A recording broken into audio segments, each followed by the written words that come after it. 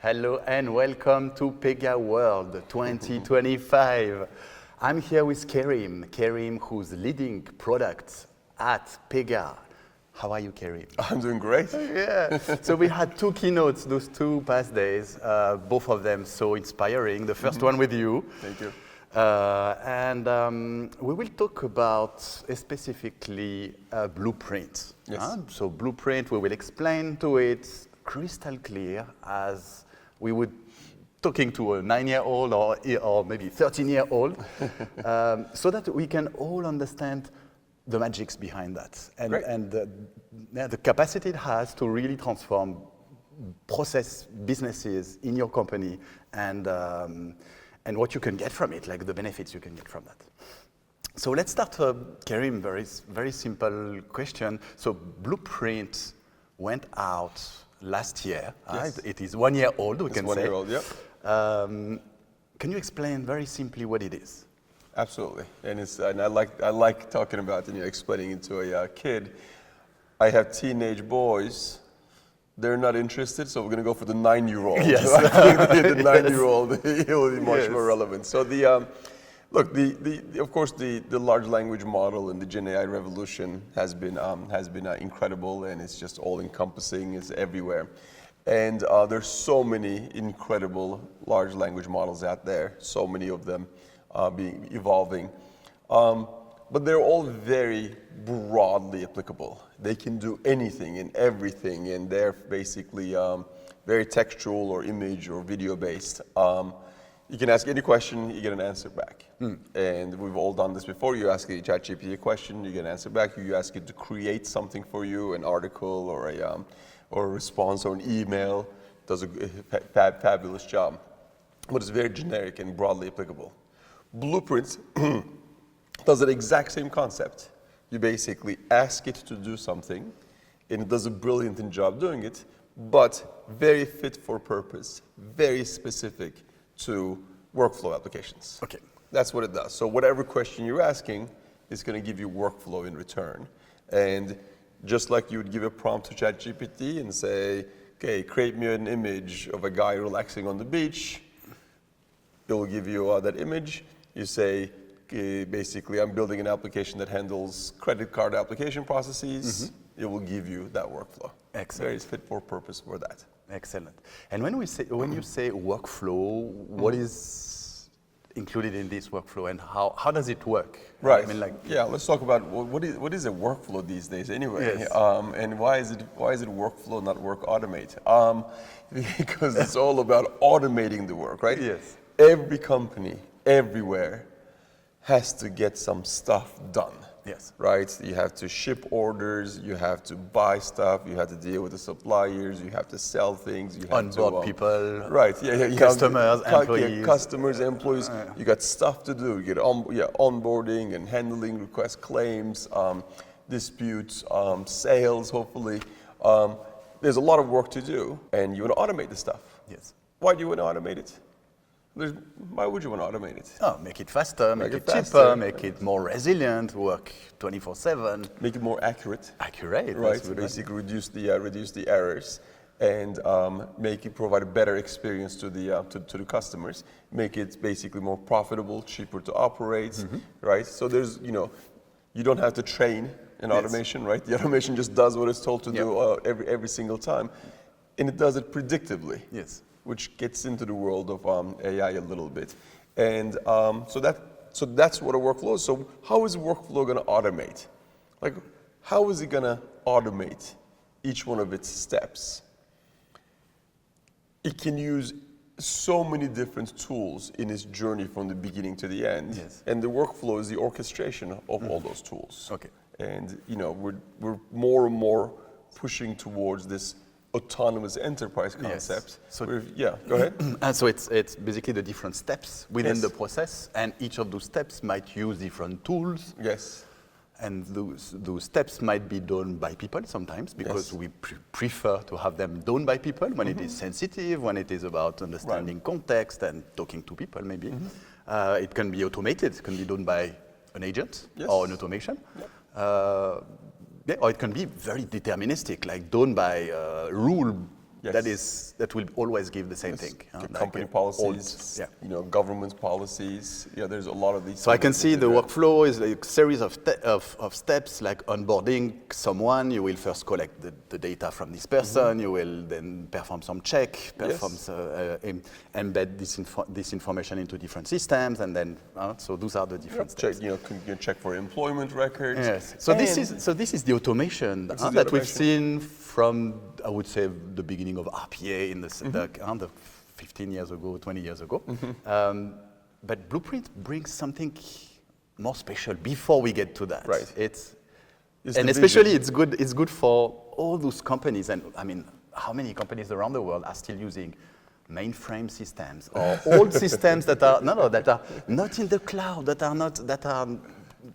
that we can't change because they are so important, important to the business today. We don't want to touch them because we are afraid. Well, you know what's going to happen if you touch them. Blueprints, if I understand well, can understand those systems and kind of copy them and create a modern copy of them. And then from that, we can review, redesign, and make it a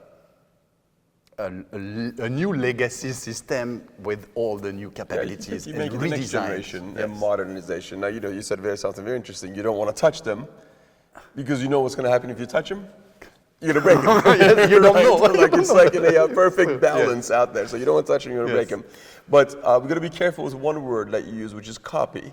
Yeah. Which is, we don't really want to copy them. That's great. But we want to basically take what's there, what it does. So all these systems, they're all still alive because they do something really important to the business, right? It's critical, and they do it the way they do it, so it's reliable, and people build their businesses around it, basically. Yes. So so they really form the organization around the way the systems are in place, which is just the way it works. So what Blueprint is now doing is it is dedicated to that legacy transformation journey. So when we say legacy transformation, what we mean is there's an old system from the 60s, 70s, 80s, 90s, whatever, that nobody's touching because they're afraid they're going to break it if they touch it. And you want to basically have a net new system that can cover the use cases in this old system, but do it for the new generation and the new era. Excellent. So that you can retire that system. Very good. So you can just put it away, say thank you, and we're done with it. So you're not worried about breaking it if you touch it. You're not worried about not having security patches. So you're not worried about, finding spare parts for the equipment that runs it because it's no longer in circulation anymore. Yes. But you want to move to the new, modernize it into a system not that copies what it does, but actually drives towards similar outcomes. Gets inspiration from it. We can say. And I agree with you. It's all about focusing on the outcome. So getting the same outcome as you used to have, but maybe through different ways and optimized ways. Right. Yeah. And freeing up the data, so that we all know that we're going to use a lot of AI in our future. Right? We're basically barely scratching the surface right now. We're going to use a lot of AI. So we need to have access to our data. But if they're buried in old legacy systems that are basically, hard to touch and change, that data is not available to your AI models, and that's a problem for the future. Yes. And that's why everybody's pushing for major legacy transformation initiatives. Okay, very good. So we talked about the understanding of the workflow and how we can get inspiration from it and redesign a new workflow that produces the same outcome as your old system. But there is not only the workflow, there is also the data that is behind. Yes. That's what you just mentioned. There's the data and there's the business logic. Okay. Which is, something that basically is critical. Yes. Now let's talk about, now we've understood the principle, let's talk about how to do that. And that's the magic. Right? It's very simple. You did it yesterday in 4 minutes on stage. That's what I call it, the ABCs of the legacy transformation. So how do we do it? We have a lot of assets around these applications. So many assets. We have log files. We basically have user manuals, we have training manuals, And we can just sign on to it and look at it and see what it looks like, click through it and understand. What you had yesterday was as well a video of someone using the legacy tool. Absolutely. And the key part was, so that was essentially a screen recording of the experience of achieving an outcome from the beginning to the end, screen recording it, but the important part of that was also that the person was narrating it. So they were explaining it, yes. right? I'm clicking here, I'm going to change this person's credit limit. If I hit F5, it gives me opportunity to look at their transactions, etc.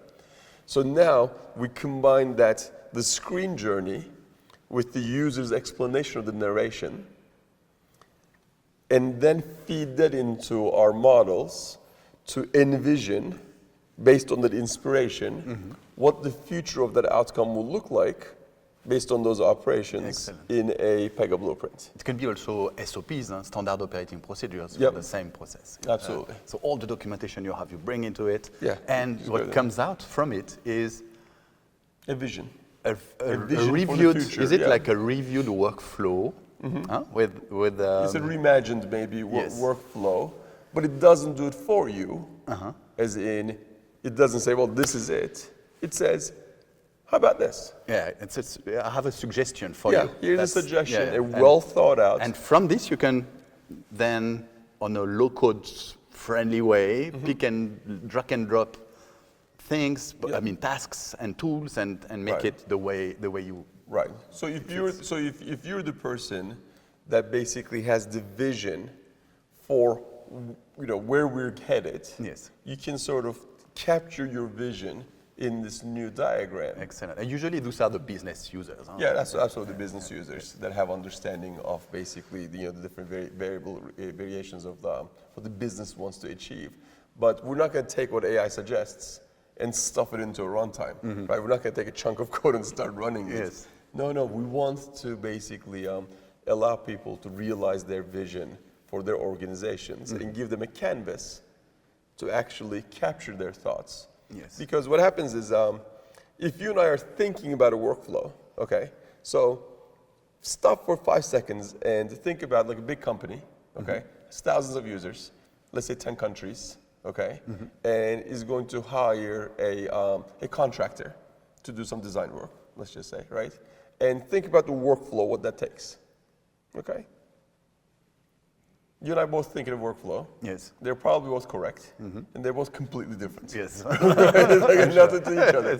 What we want to do is in Blueprint, we want to represent that workflow in a way that you and I can both look at it and actually see the same concept. We can agree, disagree, we can move stuff, we can reach a consensus before we spend $1 in constructing any of that stuff, right? Excellent. So what you just said is, it helps redesign a process and standardize it. Yes. Standardize it. So it's a great tool to basically visualize it and all agree. Putting all the business people that are using the same process around the table and say, okay, how do we use it? Yeah. Let's agree on that, and this is our blueprint. My favorite, and the reason why we call this Blueprint is because I love the analogy of, let's say you're going to build your dream house, right? If you're going to build your dream house, you're not going to start construction before you have a blueprint, because you want to make sure that the things that you envision on where your kitchen is, or where your basically study is, or where your bedrooms are, what you imagine is clearly articulated to the people that are going to construct that dream home, right? You don't want to have a mismatch. You don't want to come back a couple of, 3 months later and they put the kitchen on the 3rd floor. That'll be terrible. Yes, it's too late. Right, it's too late. So if you're going to build it for me, and if it's my dream, we agree on the blueprint. Excellent. Right? This is what it's going to look like. Great.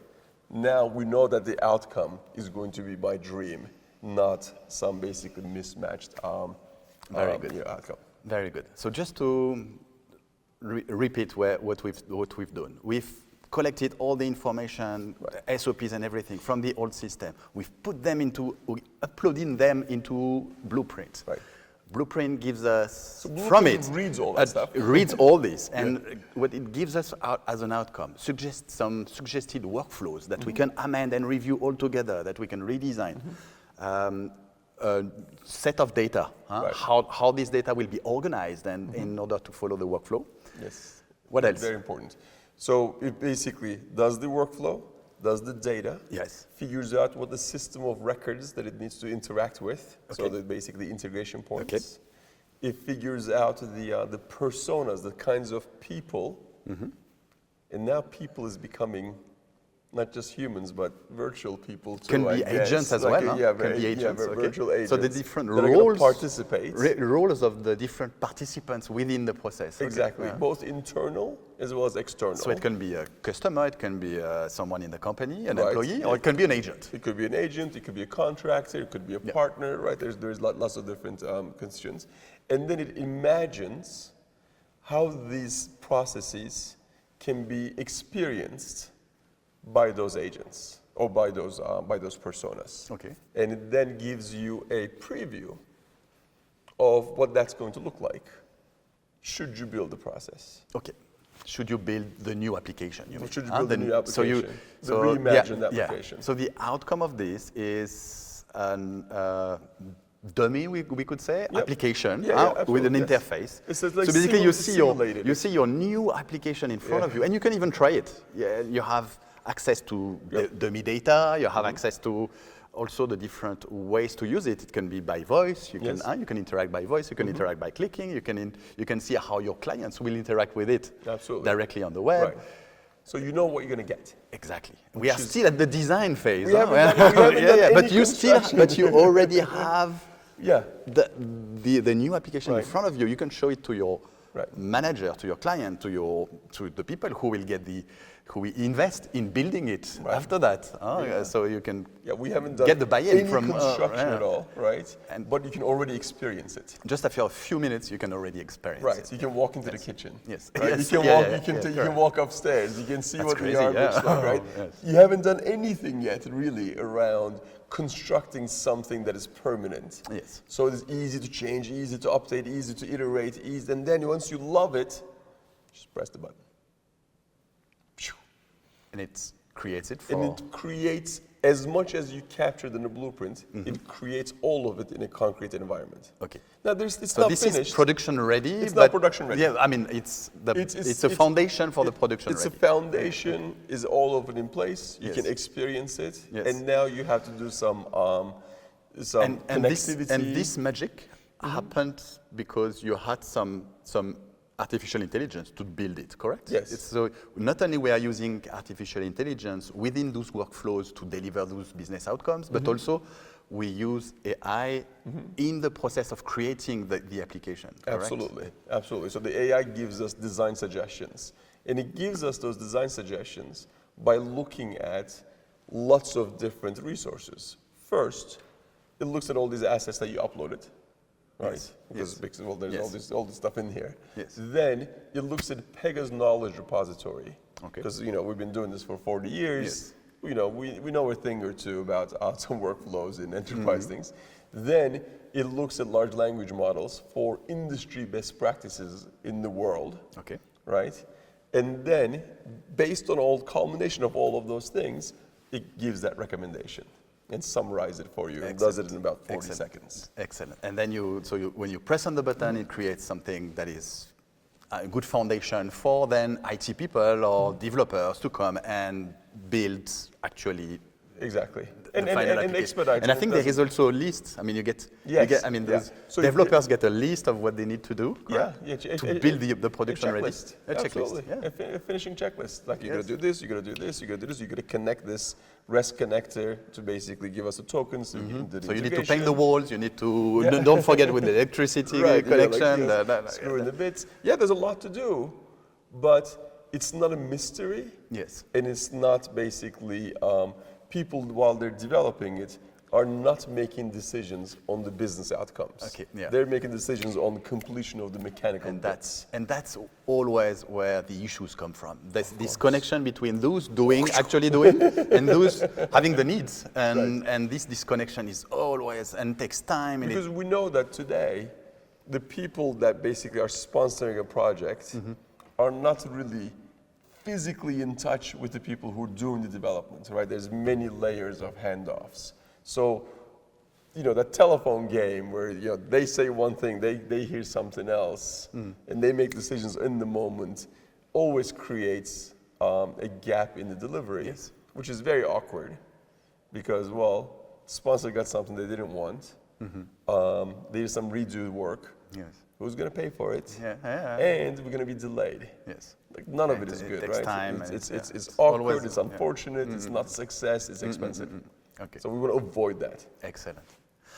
I think we've done a good job at explaining what it is, the most simplest way. Our audience will tell us. Please write in the comment and let us know if it was very clear. We've done a lot of effort for that. Kerim, just a word about maybe the future. Where are we heading with this blueprint? So the blueprint is going to continue on pushing the boundaries of how do we expedite the next levels of details of that ultimate finished work, so that we can get closer and closer and closer and closer to the finished product. Finished product before construction. And then you just it would be a prefabricated. Like the 3D printers, right? You place it just comes up. And then the workflows themselves, the actual things that the organizations run, are going to get closer and closer and closer to an autonomous process, right? The human steps are going to be there just because we need them. And make ourselves feel good about it, just because we don't want doing things without approvals or without basically a second perspective. Sensitive, ethical, whatever. I mean, but all of this is basically going to move really quickly. The one thing that I understand is that we don't know where we're going to be in 2, 3, 4, 5 years, right? That's clear. What I do know is the only way to keep up with it is to make iterative progress on it every week, every month. Just keep up with it. Just keep moving, and that way you get to move with the times and with the innovations, because there's going to be something net new a week from now, a month from now, and you need to be close to it so you can react to it. If you fall too far, it'll be harder to make the big jumps onto it. So it's exciting stuff. Thank you, Kerim. My pleasure. That was really, really a great explanation, a great vision, great product. Thank you. Thank you very much. Awesome, thank you. Great to be with you. See you soon. See ya.